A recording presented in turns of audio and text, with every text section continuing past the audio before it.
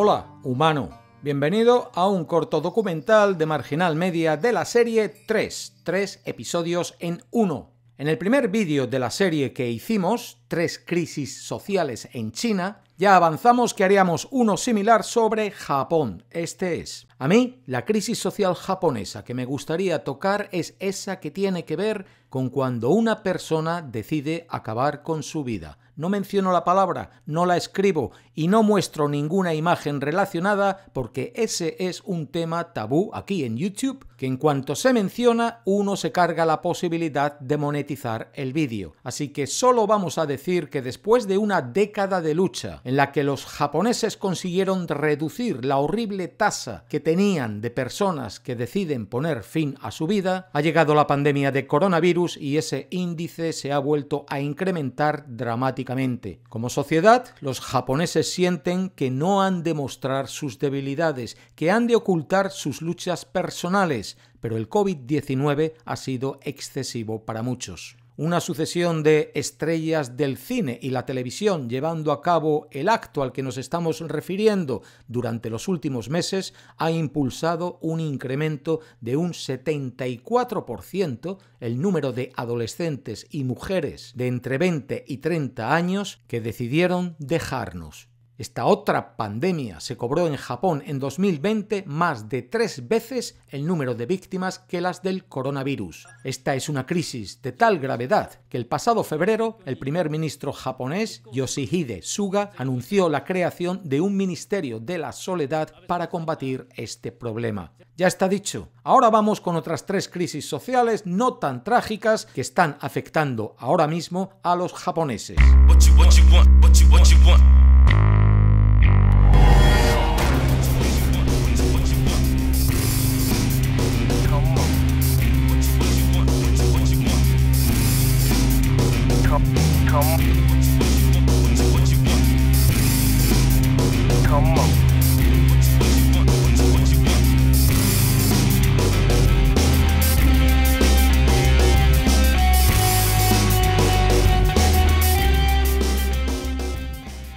Primera crisis, la pobreza del anime. Esta crisis se resume rápido. La industria del anime ha alcanzado tal éxito en Japón que hay una legión de jóvenes que con tal de trabajar en aquello que les gusta son capaces de hacerlo gratis, o casi. La industria lo sabe, los explota y como resultado está surgiendo una generación de animadores pobres. Ahora vamos por partes. El anime japonés es un buen negocio. En 2019, el mercado mundial del anime alcanzó un valor estimado de 24.000 millones de dólares y el auge durante la pandemia de la transmisión de vídeos ha acelerado aún más la demanda por anime, tanto dentro de Japón como fuera. Lo normal, en cualquier negocio, al menos en teoría, es que el aumento de la demanda estimule la competencia por el talento y eso eleve el salario de los trabajadores existentes. Y dentro del anime, en Japón, hasta cierto punto, así está pasando, pero solo para los niveles más altos de las empresas. Según las estadísticas recopiladas por la Asociación de Creadores de Animación de Japón, el sueldo medio anual para ilustradores clave y otros talentos de primera línea, los llamados Genganman, aquellos que dibujan los fotogramas clave, aumentaron de unos $29.000 en 2015 a alrededor de $36.000 en 2019. Un salario que aún está lejos de lo que ganan los animadores en los Estados Unidos, donde el salario promedio puede ser de entre $65.000 y $75.000 al año. Pero que no está mal, da para sobrevivir. A un animador independiente que gane eso le da para comer y alquilar un diminuto estudio en Tokio donde trabajar. No es suficiente salario para iniciar una familia, tener un hijo o comprar una casa. Y ese es el sueldo que uno alcanza después de 7, 8 o 10 años trabajando prácticamente casi todo el rato que está despierto para alcanzar esa posición. Porque antes de llegar a ser un Gengaman, el animador es normal que pase unos años siendo un Dougaman, el currito que va haciendo el trabajo de cuadro por cuadro para crear la ilusión de movimiento continuo a los dibujos que hacen los Gengaman. Según la Asociación de Animación, estos trabajadores ganan un promedio de $1.000 al mes, cifra, advierte la asociación, basada en una muestra limitada que no incluye a muchos de los trabajadores autónomos a los que se les paga aún menos. Y por aquí es por donde entran los jóvenes que están dispuestos a cualquier sacrificio con tal de ser parte de la industria que les atrae y que acaban recibiendo eso, tan poco como $200 al mes. A los bajos salarios se suman las pésimas condiciones de trabajo. Incluso en un país con una devoción a veces fatal por la oficina, en Japón ser hospitalizado por exceso de trabajo puede ser como colgarse una medalla, la industria del anime es conocida por sus brutales demandas a los empleados. Y los animadores hablan con un perverso sentido de orgullo sobre actos de devoción, como dormir en sus estudios durante semanas para completar un proyecto. En el primer episodio de Shirobako, un anime sobre los esfuerzos de los jóvenes por irrumpir en la industria, un ilustrador se derrumba con fiebre cuando se acerca la fecha límite. El final del suspenso no depende de su salud, sino de si el programa que está dibujando estará terminado a tiempo. Jun Sugawara, un animador informático y activista que dirige una organización sin fines de lucro que ofrece viviendas asequibles a jóvenes ilustradores, comenzó a hacer campaña en su nombre en 2011 después de enterarse de las penosas condiciones que soportan los trabajadores que crean su anime favorito. Él critica que las autoridades no hagan nada para combatir el problema, a pesar de que el gobierno ha hecho del anime una parte central de sus esfuerzos de diplomacia pública a través de su programa Cool Japan. No hay nada cool para la mayoría de los trabajadores del anime en Japón una vez que se adentran en la industria. Y eso es debido a una estructura que restringe el flujo de ganancias a los estudios. A pesar de la riqueza que ha inundado el mercado del anime en los últimos años, las productoras chinas pagan muy bien a los estudios japoneses por producir películas para su mercado nacional. Sony, el pasado diciembre, pagó casi $1.200 millones por la compra del sitio de vídeos de anime Crunchyroll. Netflix informa que la cantidad de hogares que vieron anime en su servicio de transmisión el año pasado aumentó la mitad con respecto al año anterior. A pesar de que hay tanto trabajo como para tener que reservar los estudios de animación con años de anticipación, el dinero no se filtra hacia abajo. Se lo quedan los llamados comités de producción. Estos comités son coaliciones de fabricantes de juguetes, editoriales de cómics y otras empresas que se crean para financiar cada proyecto. Por lo general, pagan a los estudios de animación una tarifa fija y se reservan el resto de beneficios para ellos mismos. La tarifa fija protege a los estudios del riesgo de un fracaso, pero los excluye de las ganancias por los éxitos. Los estudios, en lugar de negociar con los comités de producción tarifas más altas o participación en las ganancias, lo que hacen es seguir presionando a los animadores. Reducen costos contratándolos como autónomos y por ahí, como hay tantos artistas y tantos buenos soñando con ser animadores, es por donde encuentran suficiente carne de cañón para seguir explotando. Salvo algún estudio que constituye una honorable excepción, así es como funciona la industria del anime en Japón. Muchos jóvenes animadores japoneses descubren que su sueño les lleva a la pobreza. Segunda crisis: intolerancia al ruido de los niños. Esto se lo voy a mostrar de una manera divertida. Este es un mapa de Japón. Ven que aparecen marcas con números. Si paso mi cursor sobre los números, que el programa que yo uso para filmar la pantalla de mi computadora no muestra el cursor, pero ven que se marca un pedazo de terreno. Vamos hacia Tokio, la capital, que es donde los números son más altos. Pinchando en números nos adentramos más hasta que vemos estos símbolos en forma de globos. Pinchamos en ellos y aparece un texto.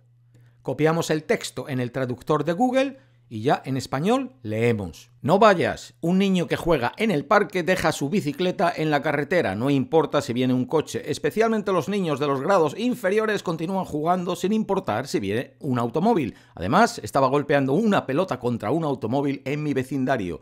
Sigue gritando y juega después de las 6 de la tarde. Bueno, vamos a leer uno más. Este, por ejemplo, copiamos, pegamos. Juego de pelota con la familia. Llevo bastante tiempo regateando en el baloncesto y el sonido es contundente. Golpeé la pelota contra el auto. La traducción de Google. Estos son mensajes que la gente deja quejándose del ruido callejero. Este mapa visualiza el Dorosoku, o tribu de la carretera, un término que se aplica a las personas que bloquean el camino o causan estragos en público. Este sitio web, llamado DQN Today, se describe a sí mismo como una guía colaborativa para ayudar a los buscadores de casas a evitar los vecindarios habitados por padres estúpidos que dejan que sus hijos jueguen en las carreteras y estacionamientos. Lo que el sitio hace es recopilar las quejas anónimas sobre ruidos y también vistas irritantes y registrarlas en el mapa, para que así cualquiera que vaya a comprar o alquilar una casa quede avisado de cómo es la calle o el barrio donde se mete. Esto refleja lo que a muchos japoneses les molesta que les perturben su paz, como más o menos a cualquiera. Entonces, ¿qué tiene esto de crisis? Parece que no es más que otra curiosidad del Internet. Este mapa nos está mostrando una crisis social por dos razones: por la popularidad que esta curiosidad ha adquirido y porque la mayoría de las quejas apuntan en la misma dirección: los juegos de los niños. El sitio comenzó en 2016 e inicialmente tenía solo unos cientos de usuarios, pero ha crecido y crecido, especialmente desde que se inició la pandemia. Fue cuando el gobierno cerró las escuelas y recomendó a los residentes que trabajaran de forma remota debido al coronavirus, cuando algunos japoneses comenzaron a volverse demasiado conscientes de los sonidos callejeros a los que antes habían prestado poca atención. En Tokio, por ejemplo, la policía registró un aumento de las quejas por ruido del 30% entre marzo y abril del año pasado. Eso también se reflejó en el sitio web. 1.500 nuevos usuarios se registraron para utilizar el mapa en el mismo periodo. Fuera de los hogares, algunas áreas de juego fueron acordonadas durante el estado de emergencia, pero la mayoría de los parques han permanecido abiertos y llenos de gente. Ruido. La popularidad del sitio web y su mapa ha crecido tanto como el debate que se ha originado en torno a esto. Por ello que el creador de este mapa ya no responde preguntas, porque el mapa es una pista para identificar a los residentes ruidosos, aunque no se nombren con nombres y apellidos, ellos saben quiénes son, y para que los funcionarios del gobierno metan mano allá donde haya que meterla. Esto puede que roce el borde de la legalidad. De hecho, hay usuarios que han intentado registrar en el mapa quejas por molestias públicas en Taiwán, Portugal, Alemania y Gran Bretaña y por razones legales no han podido hacerlo. Las publicaciones se limitan a Japón. Y luego está el debate más profundo que el mapa está originando sobre la actitud hacia los niños. El mapa registra todo tipo de ruidos e incluso otras quejas como infracciones de estacionamiento o gatos callejeros que rayan las llantas de los automóviles. Pero muchas de las entradas destacan las áreas frecuentadas por niños sin supervisión. Muchas de las quejas se refieren a nada más que niños jugando en la calle. Hay padres que encuentran esto preocupante. Temen una división cada vez mayor entre las familias con niños y los vecinos que no pueden soportarlos. Otros dicen que el mapa tiene el potencial de dañar a niños y adolescentes al exponer lugares donde pasan el rato sin supervisión. Otros se ponen a la defensiva ante las quejas sobre sus hijos y no quieren saber nada de las preocupaciones que otros puedan expresar. Padres solteros dicen que se sienten al límite, que no es fácil educar a un hijo, que ellos no pueden hacer más. Y lo que dijo Kuniko Inoguchi, la primera ministra de Medidas sobre la disminución de la tasa de natalidad, que Japón tenía que entender que los niños no son una molestia social, revela lo que hay detrás de este debate. A medida que la población de Japón disminuye, la intolerancia hacia los niños y el ruido que hacen aumenta en una sociedad que se está acostumbrando menos a escucharlos. Habría que cuestionar si el problema es el ruido o los niños. Japón es una nación donde entras en una tienda y te recibe un saludo electrónico, y donde cualquier candidato político se puede poner en una estación de tren con un megáfono a dar voces y calentarte la oreja. Pero los jardines de infancia reciben denuncias vecinales y tienen que colocar barreras de sonido para amortiguar el ruido de los niños pequeños. Los clubes deportivos tienen que restringir los horarios en que los jóvenes pueden jugar fuera. Hay institutos donde los adolescentes salen a correr en silencio. En las ciudades las quejas se disparan en verano, cuando los jóvenes acuden a las piscinas. Y en general, Japón está condenándose a sí misma a un círculo vicioso con esto. El serio problema del descenso de la natalidad en Japón ya se lo contamos. Ahora está el de su ruido. Menos hijos hace que la gente esté menos acostumbrada a escuchar el ruido que los niños hacen naturalmente, lo que genera quejas sobre ellos y contribuye a que los padres más jóvenes sientan cada vez más que no quieren tener más hijos. Los parques públicos en Japón están cubiertos de letreros que prohíben todo tipo de actividades en respuesta a las molestias que expresan los residentes. El parque Nishi Ikebukuro en Toshima, Tokio, prohíbe 45 actividades diferentes, entre ellas el fútbol, saltar a la comba o la patineta. La historia del skateboarding en Japón merece vídeo aparte. Ha sido una historia tan marginada hasta hace poco que quien lo practicaba se le consideraba poco menos que un delincuente. Lo menciono porque en 3 meses skateboarding va a hacer su debut como deporte en los Juegos Olímpicos de Tokio, lo que nos lleva a la última crisis social de este vídeo. Tercera crisis: miedo al coronavirus. La más común de las crisis. ¿A qué país no le afecta esta crisis ahora? Pero había que traerla con Japón, porque Japón alberga dentro de poco los Juegos Olímpicos y los Paralímpicos, y estos eventos, en buena medida, también son cosa de todos. Una encuesta telefónica llevada a cabo por Kyodo News, la agencia de noticias líder en Japón, y cuyos resultados se hacían públicos a comienzo de año, revelaba que el 80% de los japoneses no querían que los Juegos Olímpicos se llevasen a cabo este verano debido al aumento de las infecciones por coronavirus. Las Olimpiadas, recuerden, ya se retrasaron del año pasado a este debido a la pandemia. En enero, un 44.8% de los japoneses encuestados pensaba que el evento debería retrasarse de nuevo y un 35% preferían que se cancelase totalmente. O sea, que después de todo el esfuerzo e ilusión que los japoneses pusieron en organizar el evento para el año pasado y la frustración de tener que posponerlo, llega el comienzo de este año y 1 de cada 3 japoneses va a tener que tragarse un acontecimiento que preferirían que no ocurriese, por el miedo a la pandemia. Duro. Recuerden el dato de la crisis a la que hemos renunciado a hablar. Más de 3 veces el número de víctimas el año pasado que las 6.148 víctimas que dejó COVID-19. Muchas víctimas de la depresión. Y ahora, una tercera parte de la sociedad no quieren saber nada de unos Juegos Olímpicos que podrían ayudarles un poco a salir de esa depresión. Pero los Juegos, parece, van a ir adelante. La decisión de si con público o sin él también nos revela algo interesante. El 5 de marzo, Seiko Hashimoto, presidente del comité organizador de estos Juegos Olímpicos, dijo que ellos, los organizadores, realmente querían celebrar el evento en estadios llenos con fanáticos de todo el mundo, pero que les resultaría difícil si no estaban en una posición en la que pudiesen aceptarlos y la situación con las instalaciones médicas no eran las perfectas. Algo razonable. Los organizadores también acababan de anunciar previamente que planeaban pronunciarse